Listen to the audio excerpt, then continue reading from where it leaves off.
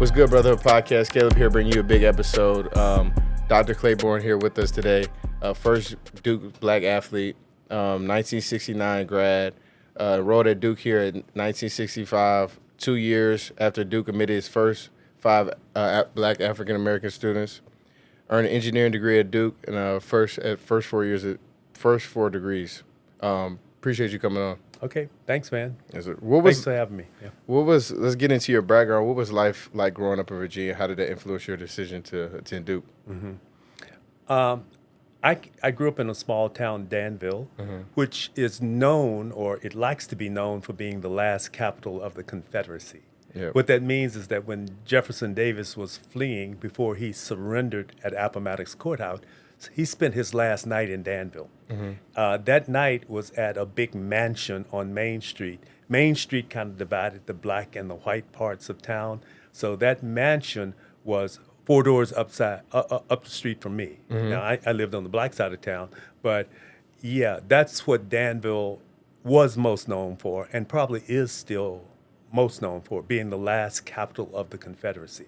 Along with that, there was a certain pride in being Southern and all of those things that went along with the Confederacy and Southernness, whatever.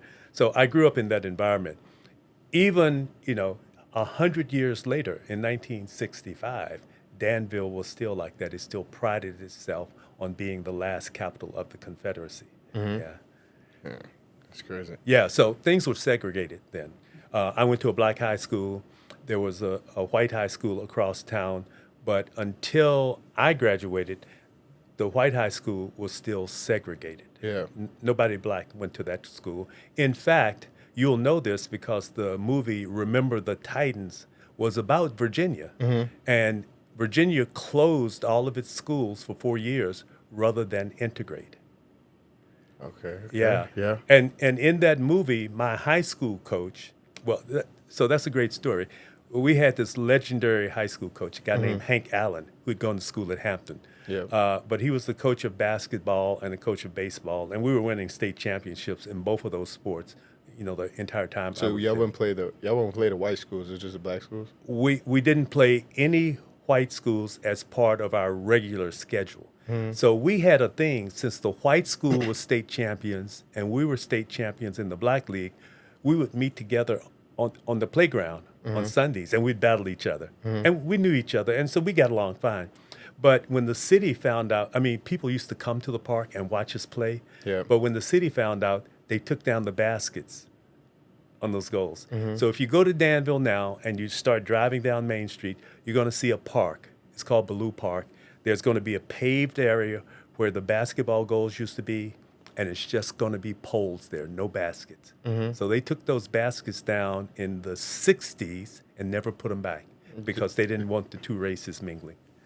Yeah, that's crazy. So Yeah. how did that influence your decision to come to Duke? Well, so, from the standpoint of challenging this kind of inherent, what I call systematic exclusion, in terms of challenging that, yeah, I was motivated to challenge it. But it also, I got along with those guys really well. And particularly in baseball, when we choose up teams to play baseball, we would actually choose mixed teams. In basketball, we played against the other guys, but in baseball, we would choose mixed teams. So I knew a lot of those guys. Some of those guys I played with in Danville went on to play at Virginia Tech, and they were stars at Virginia Tech. So it wasn't that this was strange. It wasn't that integration was strange to me. It was just in a certain environment, it was prohibited. Yeah. Yeah. What were your initial thoughts on choosing Duke, especially considering Duke's short history with integration at that time? Duke didn't have a history with integration at the time. You talked about the people who came before me. There were 7 of us, I think, in our class. Yeah. There was one class where one student came and another class where two students came. So Before you? Before me. So when I came to Duke, there were only 3 black people who had been admitted before our class. Yeah. Our class made 10. So yes, Duke had a short history of integration. But what I like to say about this is that in those early years, Duke was making strides. They were trying to think more progressively. But on this campus, there was still systematic exclusion. We couldn't go in the union and get a haircut. We were on campus, but no provisions had been made for blacks coming to campus. So in our early demonstrations, we were demonstrating to have a Black Studies program. We were demonstrating in support of the workers who were mostly black on campus getting a fair wage. And those were the kinds of things that the Afro-American Student Society started to promote early on. Now, shortly after we made some, let's call them demands, we got an African American Studies program, but right after that, we also got a Jewish American Studies program and a Women's Studies program. So this was a time when the university was changing, but the university didn't change without some demands. So as a part of this first class or the first few classes coming, we really wanted to see a university that represented us, a university that we were at home with. Yeah. Yeah. What was your experience like being the first black athlete here? And how did your teammates and coaches, adjust to that and react to that? Yeah, so campus? two totally different experiences. My teammates and coaches were really cool. Yeah. No problem whatsoever. But there was still pushback with, let's call it, within the community, within some of the supporters for the university. And so I would, when I played here, I played most on the road. I didn't get many minutes at home playing. But when we'd go away, we'd go to Michigan, or we'd go play Temple. So I got a lot of playing minutes on those road games. So it was enough that I noticed the difference. Why do you think that was? Well, it was because the culture. Duke was still a Southern school. And at that time, I don't think black athletes were being accepted in the ACC or in the South. There was a barrier of 900 on your college board. So you couldn't play at any school in the ACC unless you had a 900 on your SAT score. And so that precluded a lot of the great black players, from coming here or even applying here. Now, I was lucky I had 900, so I got past that barrier. But still, when I first came here, my coach Allen, drove me down. There was a guy named Fred Daniels that was head of admissions, and admissions used to be on the road from the chapel going out towards the circle. So we went into the admissions office, and he said, Claiborne, wait right here. So Coach Allen and Fred Daniels went in the back office. They talked, and they came out, and he said, well, Duke's going to offer you a grant in aid. I said, well, what's a grant in aid? He said, well, you're not really going to get an athletic scholarship, but you'll have a chance to play, and you don't have to maintain a B average like you would if you were on an academic scholarship. I said, okay, well, that's pretty good. I can play ball, I cannot play ball, I don't have to maintain an average, so I'll take the grant in aid. Yeah. But at that point, Duke had never given an athletic scholarship to anybody black. It was the next year before Duke recruited a football player named Alan Parks from Lynchburg, Virginia, who came, and he was the first scholarship player at Duke. Okay. Yeah. How do you think being an athlete and the visibility that came with that impacted the broader student body and campus culture? We often give credit for sort of the social movements, like demonstrations and sit-in for integration in the South. But I think it was sports as much as anything else. So I'm a marketing professor, and we have a theory in marketing called mere exposure. It says mere exposure leads to liking. So if you are seeing something, you're going to like it a little more than something you don't see. This is what propelled all the blacks being on television in the early 70s, when Harry Belafonte and Nat King Cole and everybody had their shows. It was the first time black people had been seen on television as the star or the host of their own show. So people came to accept that, even like it more.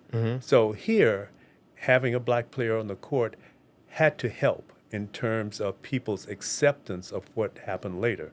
There's a saying about Bear Bryant. He went to Michigan and got beat so badly. He said, I'm going to have some black players here. Yeah. And so that's how, sports got integrated at Alabama, because of that. And that movement led to people being more acceptable to black students on campuses, I think. So off the off the court and stuff, you didn't have really any problems or like. There were problems. Yeah, there were problems, but they weren't primary. There's all. I mean, you walk through the quad coming to the gym. That last quad there. Yeah. That was a big fraternity area, and that's where the KAs were and a bunch of the football fraternities.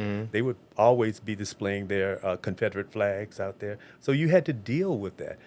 They still played, Dixie at basketball games when I was here. Yeah, so yeah, that was going on. So would they like taunt you or anything? Like Not at Duke. I never got taunted here, but we also played in South Carolina, and we played in Alabama. And so sometimes I'd walk into those gyms. I would be the only black person, not even a janitor in the gym. And yeah, there the was only black person in the whole gym. in the whole gym, and there would be some taunting going on. And I'd walk to the free throw line and say, "Okay, if I ever make a free throw in my life, I'm going to make this one." And they'd shut up. So how did your teammates and coaches deal with that? Like, did they come to your defense or anything? Yeah, always. But at that time, of the 5 stars, this is freshman year now, because you had to play freshman ball back in '65. At that time, the other 4 guys I was playing with were all from either the North or the West. So they really hadn't experienced this. So in one sense, it was harder on them than it was on me. I mean, I had experienced these kind of catcalls and racism and all that stuff. But every time somebody yelled at me, they were on the court too. Yeah. And they felt that, so they had to deal with it as well as I did. Yeah. So I know you spent a lot of time at NC Central. Talk about the experience of being around the HBCU and how that impacted your time at Duke. Yeah. So as I was saying, I went to a small, historically black high school, right? Because schools weren't integrated in Virginia. We had an amazing sort of success rate. We had well over 50% of our class that went to college. They all went to HBCUs. The 2 closest ones were in Greensboro and NC Central here in Durham. Yeah. So for NC Central, I probably had 11 people from my senior class that enrolled there the same year I enrolled in Duke. So going to Central was like going back home. You know? And I actually had a meal card at Central. So when it wasn't basketball season, I'd go over there and eat with my friends. Yeah. So I hung out a lot over there. Okay, that's dope. So who did you lean on to help you navigate the experience here at Duke? That's a good question. Coach Allen continued to support me. He'd come down to games all the time. But I had a lot of support from other people in Danville. One of the biggest ones was Javier Wallace just wrote an article before the Kansas game talking about Benny Dix. So Benny Dix had gone to NC Central, played with Sam Jones on those legendary teams for Coach McClendon. But Benny Dix coached at one of the schools in the county just outside of Danville. But he also married a woman that used to board with my aunts. So in those days, there were no hotels or no apartment buildings. So if you came to town to teach, you stayed with someone. Yeah. In fact, several of the houses that are in the Green Book were right up the street from me on Harbor Street between there and, Main Street, where we talked about the last capital of the Confederacy. So my aunts kept 4 boarders. They had 2 rooms, 2 teachers stayed in each room. One of them eventually became Coach Dick's wife. So he would always give me quarters to pass messages to her and things like that. So I knew him really well. Yeah. But he also knew Durham really well. And, he continued to advise me. I mean, when I first started to think about that, I was walking into the gym one day, and Coach Allen's office was right between the gym and the locker room. And I used to try to get, like you, I used to try to get there early and work out, putting in some extra time. Yeah. And Coach said, "Claiborne, come here. I need to talk to you for a minute." And he said, "You're going to have some opportunities, and I don't want you to dismiss them. I want you to give them some serious thought." I mean, he never tried to tell me what to do, but he was setting me up for I might have a chance to go to an ACC school. Now, at that time, Duke wasn't on board. Bones McKinney had been up to see us play. Lefty Drizel had been up to see me play. But at that time, Duke hadn't actually come. But he saw the possibility of me going to one of these other programs, and he was just letting me know that I should think about it seriously. And the reason he said that was because from junior high on, I had been introduced to the coaches at all the HBCUs. I mean, I knew Cal Irvin. I had known Cal Irvin, who was at that time was the coach at North Carolina A&T, probably since I was in the 8th grade. The captain of the team, the basketball team, the year before me, had gone on to A&T. He was captain of the team at A&T. So I thought my pathway was set. I was going to go to A&T, play basketball for Cal Irvin. But I also knew Benny Dix, who had played in at North Carolina Central. And Ed Sherrill was my 8th grade coach. He had played at Winston-Salem State for Big House Gaines. So all these legendary HBCU programs I had some contact with. And Duke kind of came to the table late. But when that opportunity came up, all these guys who knew a lot, what do you know as an 18-year-old? So all these guys who knew a lot more told me, well, this is something you should really consider, So, that's how it came about. All right, so let's talk hoops. So give me the scouting report on CB Claiborne as a player. Defense. Defensive. Yeah, so I always got the toughest defensive covers. I played Pete Maravich. Held into 30 when he was averaging 50. Oh, okay. Played Charlie Scott. I played all the big names. Yeah. So I was the defensive guy when they needed a stop. Now, I played for Hubie Brown and Chuck Daly, names you might know. And so I used to sit right beside Chuck. A lot of times I was the first guy in the game. But that first sub was a defensive sub when we needed a stop. So, yeah, that's what I prided myself on the most. Okay. Do you remember the first time you actually checked into a real game, and what was that like? Here or away? I'm remembering now, this is preseason. This is December. It was an early game, probably Temple.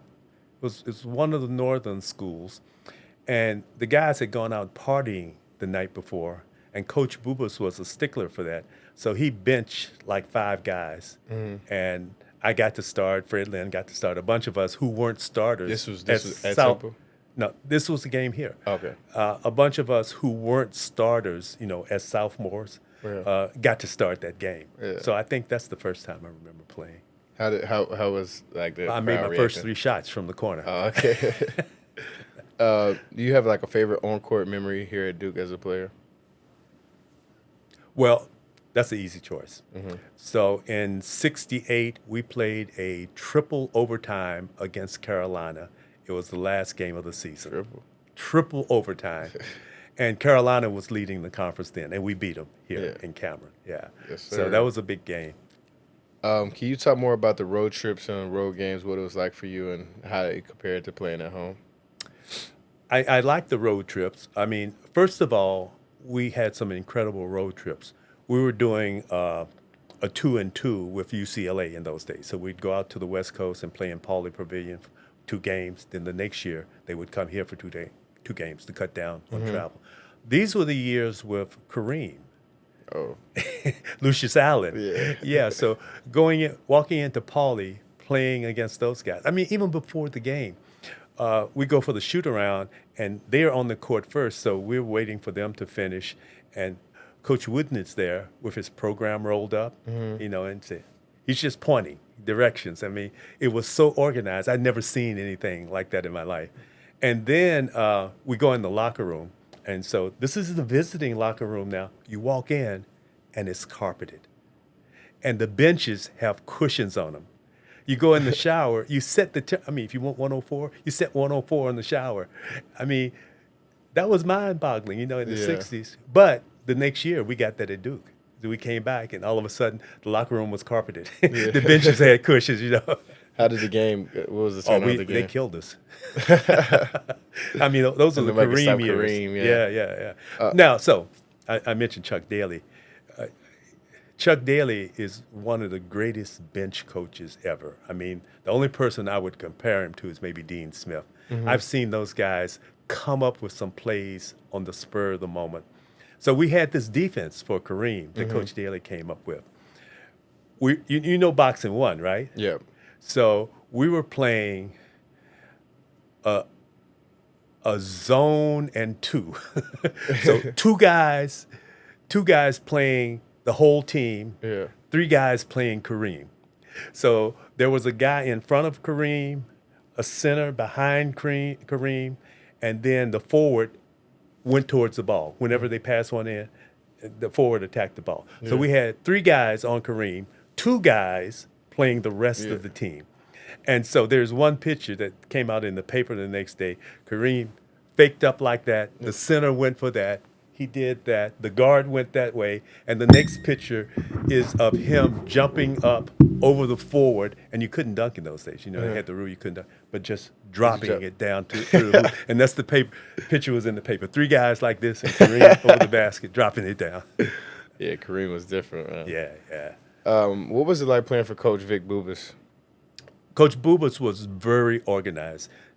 So, you hear about teams now, but it's not always acknowledged that Duke had the top scoring team in the country in 1963. So for Coach Bubas, they were averaging 91 points a game. Now, Coach Bubas had 2 7-footers on that team, Tyson and Buckley, but he also had 3 guys that went on to play in the NBA, Jeff Mullins, Art Heyman, and Jack Marin. That was an incredible team. So Coach Bubas, came out of NC State and came out of that kind of program.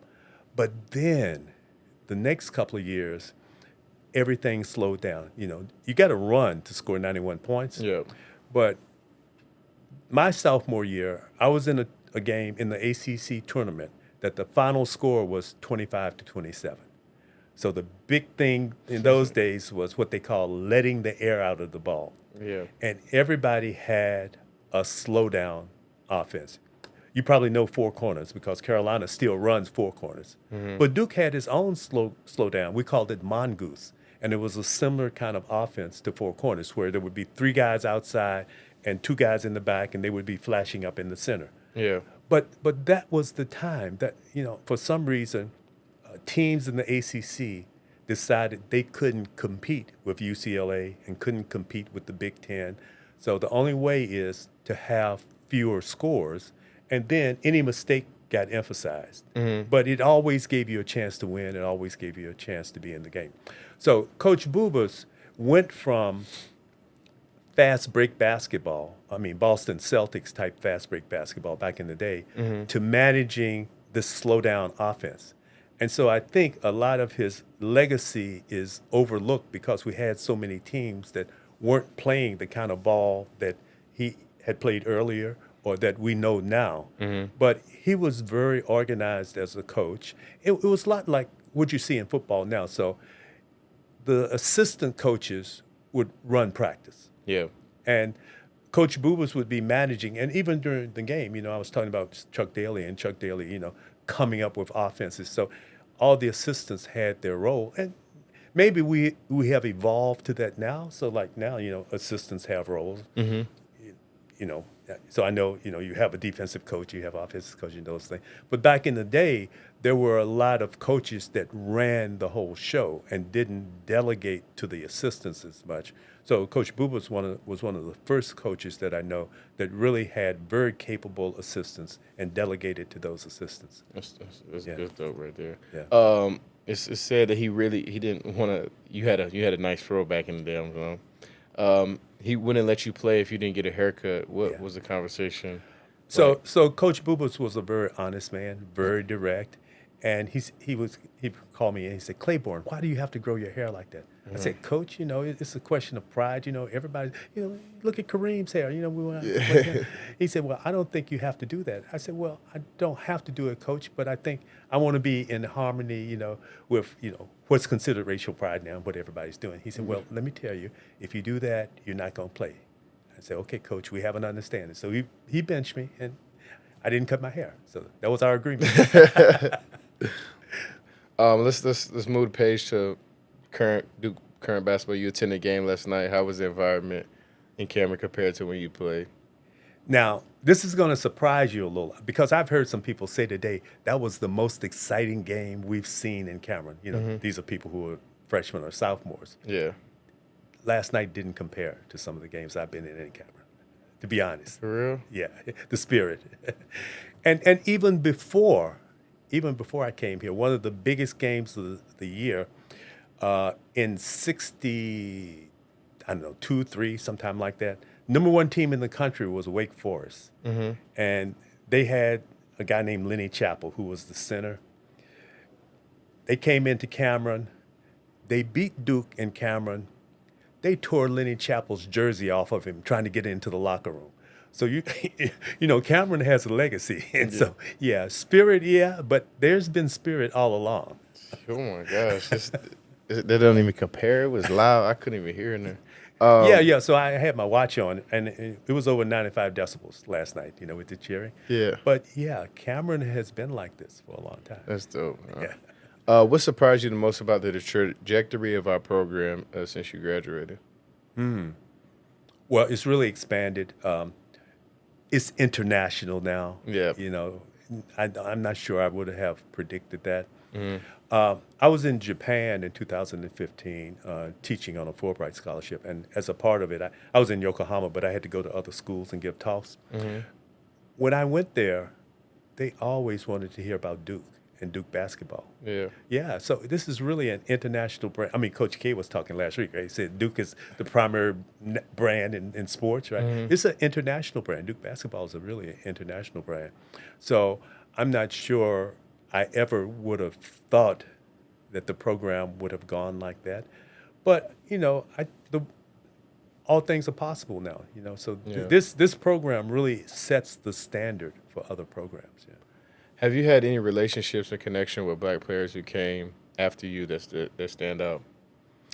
You know, I've talked to the guys, but no real strong connections. Gene Banks and I have talked a few times about getting together and doing maybe a podcast or some things like that. Yeah, but we haven't done anything yet. That's real. What advice would you give to our team going forward this year? Get some experience, man. Yeah. So you guys are impassioned, you're talented, but right now, as Tiger Woods would say, you just need more reps. Yeah. Experience. Yeah. Let's move to life after Duke for you. There's so much more to your story, and I know the documentary studies department and Dr. Wallace have been working on a feature on you. Yeah. Can you talk about that project? That project has surprised me. You know, it's really grown. I haven't seen the documentary yet. In fact, he's going to give me a viewing tomorrow. But just participating in shooting. I mean, we went to Danville, my hometown, to shoot. They came to Houston to shoot where, you know, I work now.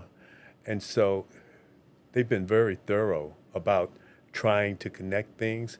And it all stems from Dr. Wallace's research, his historical research, you know, starting a couple of years ago when he was looking at tobacco and the connection between Durham and Danville in terms of the tobacco market. But he has unearthed things I didn't know. So, yes, that project, I can't wait to see it. Yeah, I want to see that too. Yeah. You have 4 degrees, were a professor, and obviously really high place and value on education. How has that emphasis helped you throughout your life? Yeah, so I like to say that whole pathway, research, study, innovation, has been my pathway through life. So I started off working for companies, kind of at the front end of the cycle. I worked in worked for Duke Power in their nuclear power division. When I started out as an engineer, I was a nuclear power engineer. We were actually designing and building the first nuclear power plants in North Carolina. But I also worked for Ford in their innovation group, where we were looking at the future of the automobile. I mean, I had the greatest job in the world. I used to drive cars on the test track at Ford. Yeah. But I drove. So you had to do that and practice? Well, no, this is after I graduated. Oh, after. Yeah. And so I had to, we had our first what we call city car. Our city car got 70 miles to the gallon. This is going to be hard to believe, but I had to go out and test it on the track, you know. So we would do it in research, and then we'd pass it over to the automotive division to actually implement. So I spent all weekend getting this car just running great. The head of automotive came over and took it one time around the track. He got out, he said, slammed the door, said, need some work. And that killed that project. Yeah. But I also worked on a hydrogen-powered car, if you can believe that. So in our test facility, we had a car that had these hydrogen cylinders, and you'd heat up one end of the cylinder, the piston would fly that way, heat up the other end, it will fly back. So we were actually looking at powering a car by hydrogen. And so I did all the tests on that. I mean, so we had everything at Ford. Now it's electric. Yeah, and now it's electric. So what do you think our electric vehicle was? Now, this is 1980 when I was at Ford. Well, give me some idea of what you would think our electric vehicle would be, because we were testing electric vehicles back then. Like what kind of car? Yeah. Something you know today. What kind of car would have been our electric test vehicle? Kind of like a Ford. It was a Ford. Yeah, everything was a Ford. Probably like a small 4-door sedan type. Our electric test vehicle was a Ford Econoline van, right? 17-foot van. And the reason it was our test vehicle is we dropped the floor in the back, put 12 batteries in. So they talk about range today. So our Econoline was getting well over 300 miles in range because we had 12 batteries, even with, the lead acid batteries we were using back then. So it solved the range problem. And once the car is moving, it doesn't use that much energy. So once you start the van up, even though it weighs more, once it's rolling, it's fine. So this is in 1980. We had an electric vehicle. Doing yeah.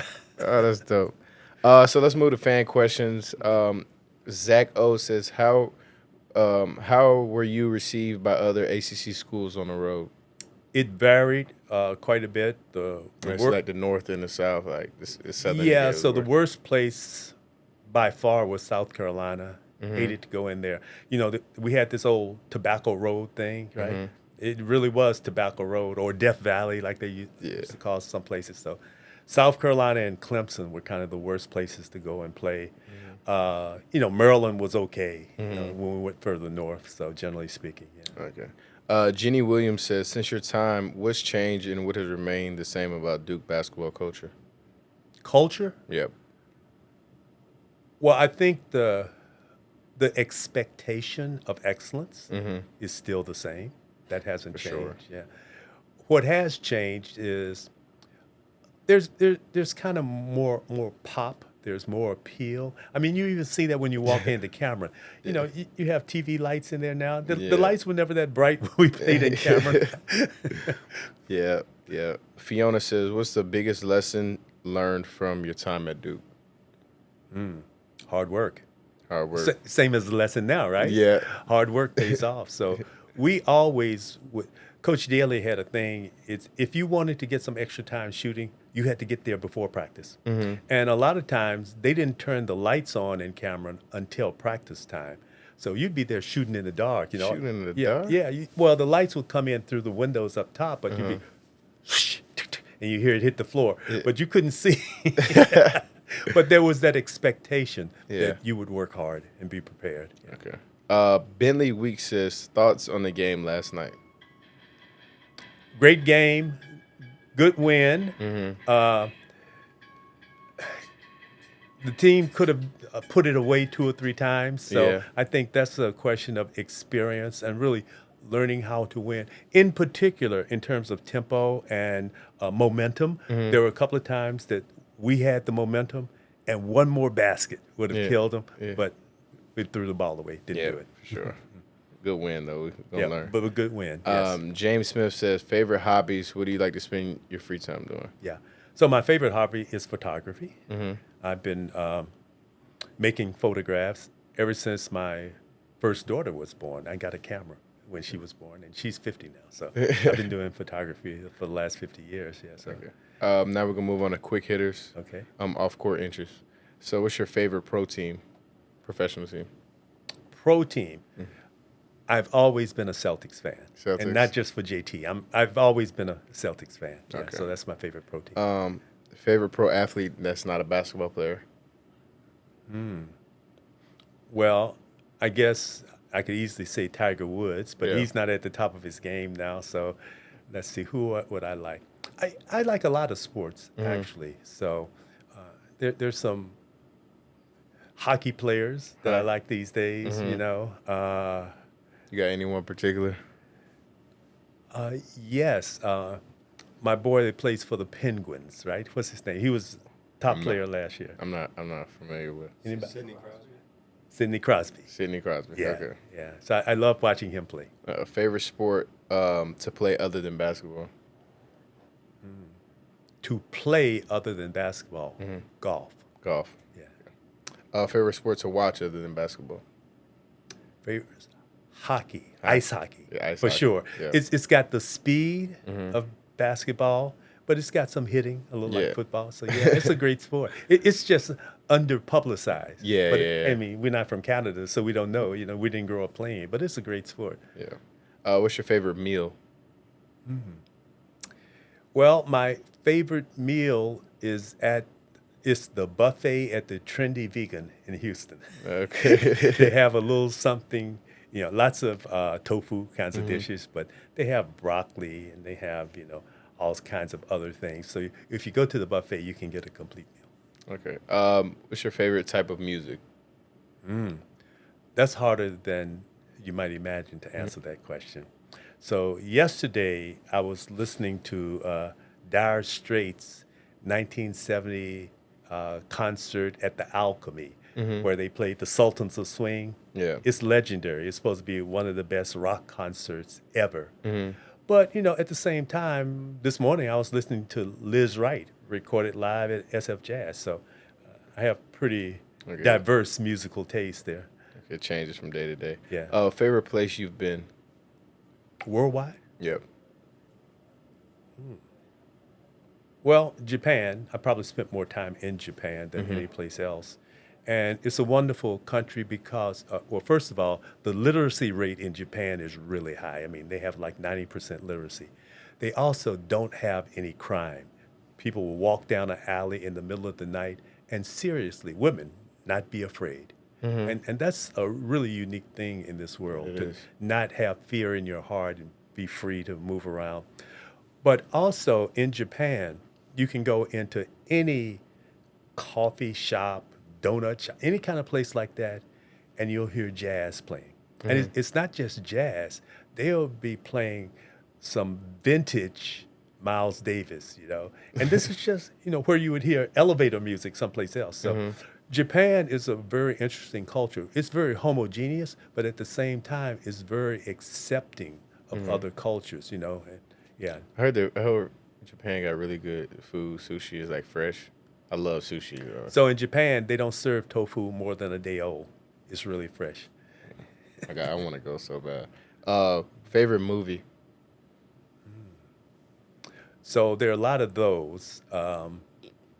It's like which day you're going to ask me. Yeah. So in the sci-fi genre, I'm still kind of in the Blade Runner era, going back. I guess that was the 80s. But I also like old movies. Yesterday on the flight up, I was watching The Barefoot Contessa with Humphrey Bogart and Ava Gardner. So yeah, Depends. yeah. Favorite TV show?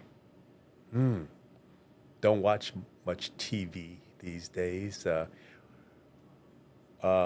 We just finished watching the series where the guys were breaking out of prison. I think it's called Prison Prison Break. Break? Yeah. Yeah. So we watched that. It was good. Yeah. Yeah. Favorite Duke basketball player of all time? All time.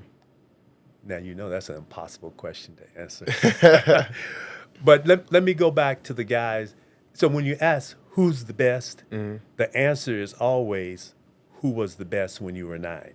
Well, 9. 9, because you heard about this guy from your father or your grandfather, and that's when the impression of the best was formed. So if you ask somebody who was 9 in the LeBron years, LeBron's the best. Me. If you ask somebody who was 9 in the Kobe years, Kobe was the best. Yeah. If you ask somebody who was 9 in the Bill Russell years or Wilt Chamberlain, they're the best. Larry Bird, just name it. Yeah. They're the That best of makes all sense. time. Okay. Nobody put it like that. So my best, you said basketball player, right? Yep. Of all time. Duke basketball. Oh, Duke basketball player. So I Yeah. can't use everybody. But let's go back to Jeff Mullins. Yeah. So, Jeff Mullins. So somebody in those years, Art Heyman, Jeff Mullins, those incredible teams in the 60s. That's What where I would about go. all time though? Like, not Yeah. just Duke, NBA all time. Well, that's a really easy answer. I only had one poster when I was growing up in my room. It was Sam Jones. Sam Jones. Yeah. You know why it's Sam Jones? No. Sam Jones is the only other guy that has 11 NBA championship rings besides Bill Russell. Because Sam Jones was the scorer on all of those teams. Yeah. Okay. Sam Jones. Sam Jones. All-time NBA starter 5. Oh. Now that could go anywhere, right? Yeah. So my first person, if you want to win, my first person on that team is Bill Russell. Bill Russell, yeah. Yeah, because I mean he's the guy with the rings. He led the Celtics to all those championships. Now after that, we can go in a lot of different directions depending on what you're using to choose from. So I would put Magic in that list, of course. Now I would also put Dr. J and Larry Bird on that team too. No LeBron?